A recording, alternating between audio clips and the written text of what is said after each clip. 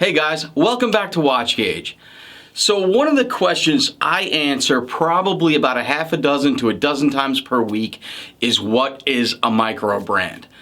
Particularly when I'm out and about, whether it be at a hockey game with my kids or in the store or when I run into friends or whatever it may be. When I run into people who are not engaged in the wristwatch community, they're not part of any forums or boards, and they only really know Tag Heuer, Omega, and Rolex, and we get to discussing what I do for a living, they always say, well, what's a micro brand?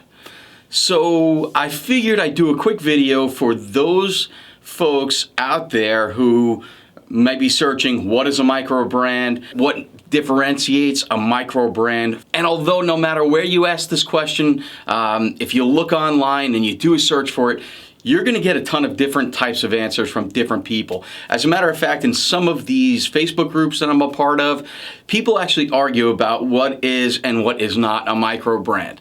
And a lot of times when people do ask me what a micro brand is, and I start giving them my idea of what a micro brand is, and the normal person on the street kind of looks at me and you can tell they just don't understand what I'm trying to explain to them. So the best analogy I have for what a micro brand is that I associate it to the beer industry, right? You have got Budweiser, Heineken, Corona, and all the big players in the beer industry, and then you have microbrews. So micro brands to me are the same idea in the watch industry, where you've got IWC and Zenith and Blancpain and all the big players, Patek Philippe, Vacheron, and all the others. And then you've got the micro brands, the enthusiasts, the people who are passionate about watches and wanted to create their own brand with their own ideas, their own designs, and their own identity. So to bullet point what my idea of a micro brand is, we'll start with this. Typically, a micro brand is individually owned. It's owned by one person or a very small group of people, and typically there aren't many employees. So it might be a one-man show, or it might be one person who owns the company and they outsource some designers and renderers and things of that nature, or it might be a very small group of people who got together and said, you know what, let's create a brand. So typically a micro brand, one, is independently owned or a very, very small company. Number two, a micro brand typically outsources all of its manufacturing. Process of manufacturing almost anything is very expensive. It takes manpower, machinery, and typically a ton of investment. So most of the micro brands, if not all of them that I'm aware of, outsource just about all of their manufacturing. The third thing I could think of is very small runs of watches.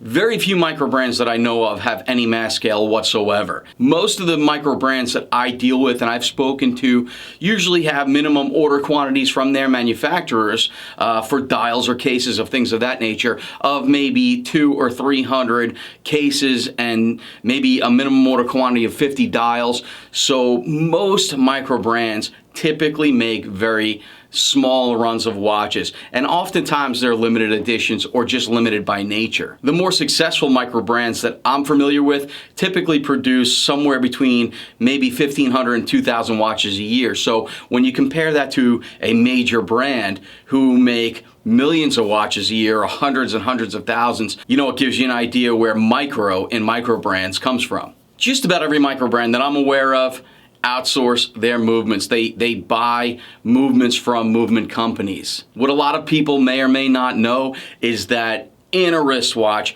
proprietary or in-house movements can typically be by far the most expensive part. From what I understand, to develop a brand new movement from scratch can cost well into the millions of dollars. The fifth aspect of a micro brand is almost all of them exclusively sell online. There are a few micro brands that I do know of that have their watches in brick and mortar stores, but that's not where the bulk of their sales come. Most micro brand sales happen online. And the final criteria that really stood out to me that defines a micro brand is that typically micro brand owners or the people that run a micro brand are typically very engaged with their consumers. It's my opinion that the smart micro brand owners are the ones who are on Facebook, in the groups, in the watch forums. They may have a YouTube channel, they may have Instagram. They're typically engaging with their consumers or potential consumers, which kind of adds a bullet point. Something just to mention that I find most of the good micro brands have stellar customer service. You know, many years ago I had a Panerai that needed service. It wasn't running correctly.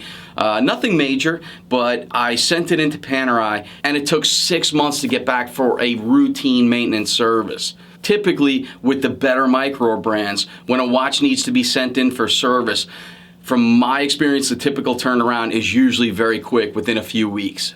So those details I just mentioned are, to me, what defines a micro brand. There are many brands out there that might have started as micro brands and have gotten past that and are now major brands such as Christopher Ward. And I think that's a smart goal for many micro brand owners, is to aim at becoming a larger, more established brand. But hopefully they keep that same level of service and personal attention in it. So I was going to end the video there and just kind of give you guys an idea what my idea of a micro brand is. However, other questions that I get, I figured it might be nice to answer and give you just a little bit more of what I talk about on a daily basis, not online, but when I'm out and about in the world. So one of the questions I get is, who buys micro brands, right? That's a good question, because in my mind, you know, there are certain types of people who will buy a micro brew. Same thing applies here with watches. So to kind of give you a couple bullets on who I feel are the typical micro brand buyer, we'll start with enthusiasts. They're typically people who are heavily engaged online, in the watch forums, in Facebook groups, and a host of other things, follow YouTubers who do reviews. And I find that most micro brand owners are more interested in the designs, the value, the engagement of other people who are interested in the same thing. And I find that watches are more of a primary hobby to micro brand buyers than, let's say, somebody who's going to go and buy that Tag Heuer. But then when I think about it a little more, a micro brand buyer is often a budding watch enthusiast. In many cases, it's somebody, to steal the term from my good friend Brad, who is the budding watch enthusiast on YouTube, by the way. Check him out. But somebody who is getting into watches for the first time may not have developed their tastes or their style yet. Instead of going and spending $5,000 or $10,000 or $15,000 on a high-end luxury mainstream watch, they figure maybe they'll buy a micro brand or two or three or four to kind of develop what their tastes are and their style in what kind of watch they like to wear. In some cases, it is that person who really would love to spend $10,000 on an Omega. But whether it be to income restrictions or maybe other responsibilities, I don't know about you guys, but I have 3 children. My boys play ice hockey. My daughter's involved in gymnastics and dance and everything else. And for me to go and spend $10,000 on a watch really isn't very prudent at this stage of my life. So I would be the typical micro brand owner for those reasons. So it may be somebody who strives to one day be a buyer of the high-end luxury stuff, but says, you know what, I'd rather spend $300 or $500 or $700 or $900 on a few watches as opposed to spending a lot on one watch. And the one that might surprise you is, owning and operating WatchGauge, I engage with my clients a lot. And very often, and at a higher rate than I actually anticipated when I started this business, a micro brand owner is the guy who has a few Rolexes in his collection, possibly a Patek, or even a Louis Monet or an H. Moser or something of that nature. But they've been introduced to micro brands and love all of the different styles and all of the different designs. So it may be somebody that, yeah, they have that $15,000 or $20,000 or $30,000 watch, or a few of them, and what they like having is a collection of micro brands that they can have many different styles to choose from when they wake up and open up their watch box and get ready for the day or the weekend or the trip or whatever. So I actually find there are a lot of guys who do collect higher end watches but have been bitten by the micro brand bug. And it's funny because I have a share of clients, I mean, I have probably more than a handful, much more than a handful, that have purchased more than 10 or 15 watches from WatchGauge alone, not to mention wherever else they buy them, because they've fallen so in love with the variety in micro brands.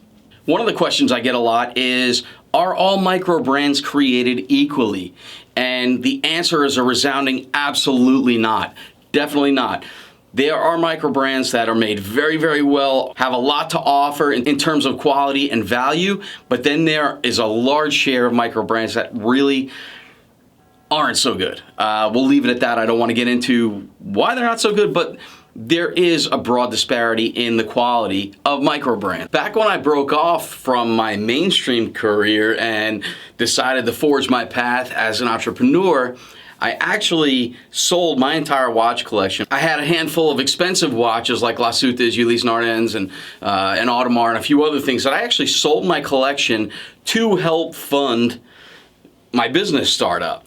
And when I was doing that, I still wanted to buy watches. I still wanted to, I still wanted to buy myself something new and collect and things like that. And I actually got turned on to microbrands.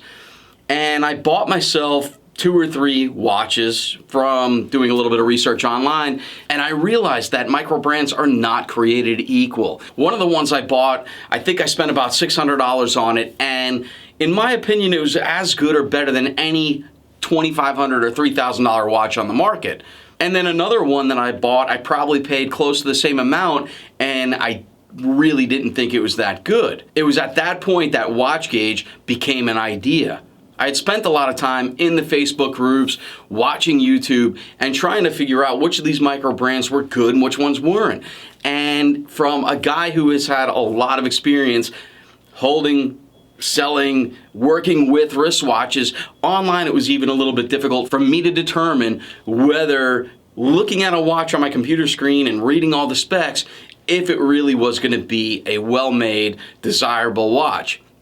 So the thought was, there wasn't a marketplace, there wasn't a place online where if you went to buy a watch that they filtered out the good micro brands from the bad. So that's really what got me starting WatchGauge, was I thought, if I created this online sales platform along with the community of YouTube and Instagram and things like that, and I cultivated a collection of really good watches for the value in the microbrand world and offer them to clients, that maybe there was something there to it. And here we are 2.5, actually 3 years later. I launched WatchGauge 2.5 years ago, but the whole thing started longer ago than that, and here we are.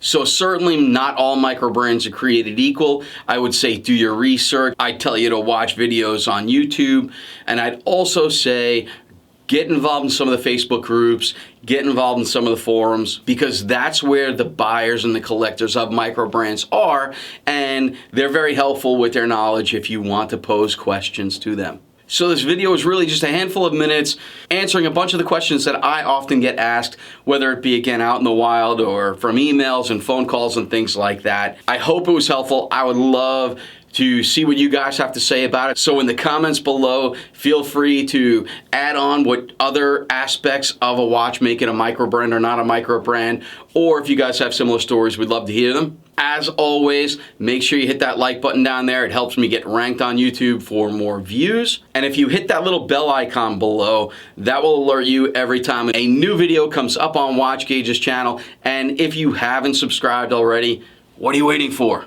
Hit the subscribe button. If you guys have any other questions, things that I didn't answer, leave them in the comments below. And thank you so much for always watching and helping me live this dream. Take care, guys.